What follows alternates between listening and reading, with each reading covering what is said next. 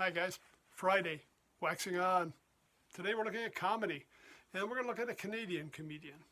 And this is a fellow I first met back, I'm going to say in maybe 2013 or so.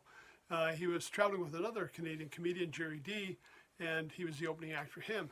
I'm talking about Mark Forward. Now, Mark's from the Greater Toronto area, and again, if you've been watching the show for any time, you know how much I love Toronto and how I think it's the center of the entertainment world, at least in Canada, if not the world. And Mark's done a number of things. He's known mainly as a stand-up comedian, but he's also a writer and also an actor. Now, the first place I had seen him, or the first show I had seen him on, was one called Mr. D, which was a Canadian series about a teacher in a school, and the school was down in Eastern Canada. And Mark was playing the librarian, Mr. Leung. Mark has also had parts in Letterkenny, which I know is streaming now, I think, on Hulu in the US. It's on Crave up here in Canada. It's about a small town. He's coaching the Letterkenny hockey team. And he's also had a part in a bigger international show, Fargo, the series.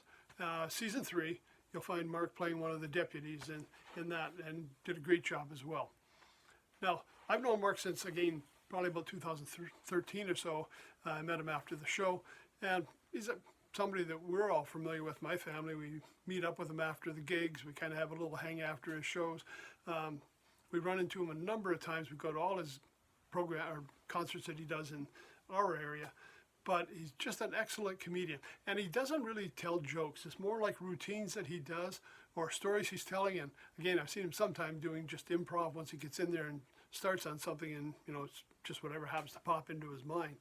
But it's always different. It's always something that you've never heard before, and it just takes you to a whole different place. It's great stuff. 2014, I actually picked up a digital download of his album. I'm going to try and show you this. I don't know if you're getting that or not. Things I thought of. It's kind of hard to get that in focus sometimes, but I'll put it up on the screen here. Okay, there we go. Things I thought of. I had this happen the last time I was showing you that. I was trying to get this ready a minute ago, and what happened was when I went to change it over to show you, I'm just looking forward here again. I hit a button and I keep going back to Faces, the band we talked about Wednesday there. Their stuff keeps popping up instead of what I wanted to talk about with Mark.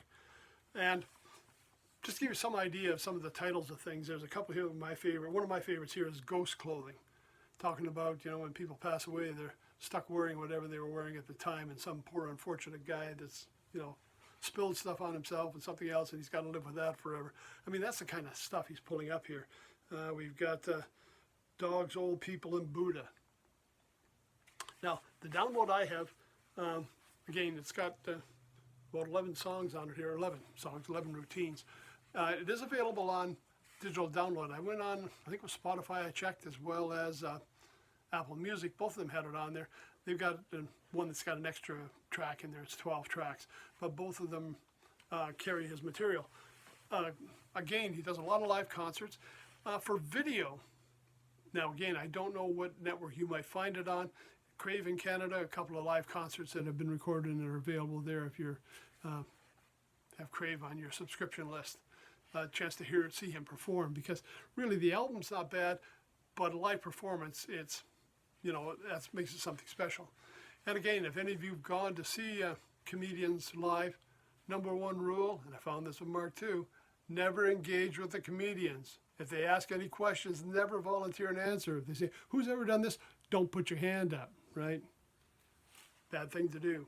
Now, with this album, like a lot of the comedy albums we talked about over the course of the series, some explicit language, so, you got to be prepared. If you're going to go to a comedy show, if you're going to listen to the comedy albums, you've got to kind of put that idea of getting offended in your back pocket, because, you never know what they're going to say.